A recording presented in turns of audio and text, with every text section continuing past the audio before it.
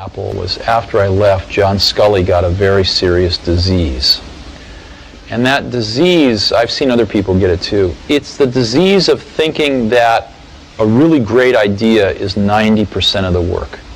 And that if you just tell all these other people, here's this great idea, then of course they can go off and make it happen. And the problem with that is that there's just a tremendous amount of craftsmanship in between a great idea and a great product.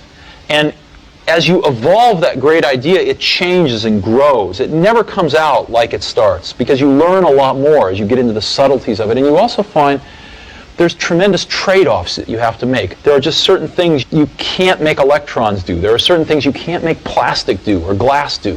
And as you get into, or factories do, or robots do.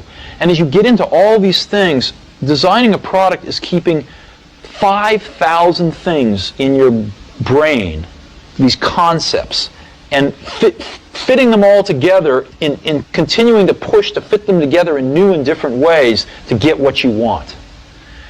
And every day you discover something new that is a new problem or a new opportunity to fit these things together a little differently. And it's that process that is the magic.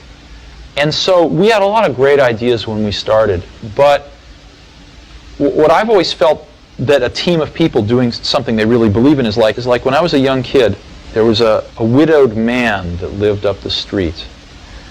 And he was in his 80s.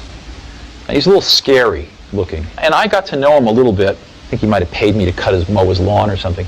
And one day he said, "Come on into my garage, I want to show you something." And he pulled out this dusty old rock tumbler. And it was a motor and a coffee can and a little band between them. And he said, "Come on with me." We went out to the back and we got just some rocks, some regular old ugly rocks. And we put them in the can with a little bit of liquid and a little bit of grit powder. And we closed the can up, and he turned this motor on. He said, "Come back tomorrow." And his can was making a racket as the stones went around. And I came back the next day, and we opened the can, and we took out these amazingly beautiful polished rocks. The same common stones that had gone in through rubbing against each other like this, creating a little bit of friction, creating a little bit of noise, had come out these beautiful polished rocks. And that's always been, in my mind, my metaphor for a team working really hard on something they're passionate about, is that it's through the team, through that group of incredibly talented people, bumping up against each other, having arguments, having fights sometimes, making some noise, and working together, they polish each other. And they polish the ideas, and what comes out are these really beautiful stones. One of the things